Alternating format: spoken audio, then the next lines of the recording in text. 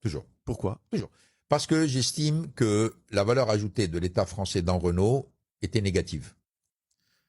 Alors, on me dit, mais comprenez, quand il y a eu la crise financière, Renault a été sauvé grâce à l'emprunt d'État.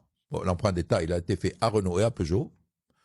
L'État n'était absolument pas actionnaire de Peugeot, dans les mêmes conditions. Oui, donc, franchement, le fait d'avoir l'État français actionnaire n'apporte aucun avantage. Au contraire, il apporte des inconvénients, parce qu'on vous débarque des gens qui comprennent rien à l'industrie automobile, et dont les priorités sont Préserver l'emploi en France, le fournisseur Tartampion, dont le député fait partie de la majorité anglo, qui fait pression sur vous pour que vous continuiez à acheter des pièces soit défaillantes, soit pas... enfin, je dirais des trucs de corne-cul. Hein. Je dis pas que il faut pas parfois faire des concessions, mais là, c'était vraiment extraordinaire.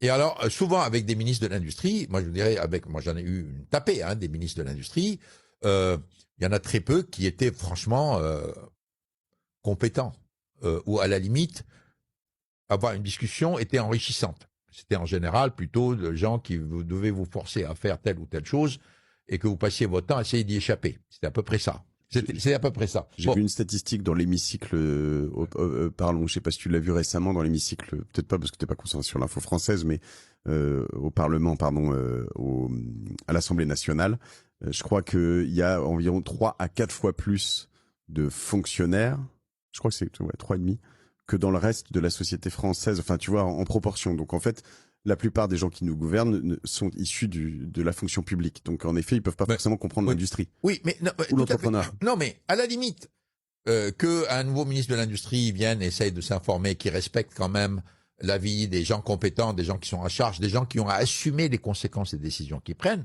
je veux bien. J'ai pas de problème. Lui, il vient avec mais quand un le gars politique. dit, moi, je suis représentant de l'État stratège, vous devez faire ceci et cela, c'est le président de la République, le Premier ministre, le machin, etc.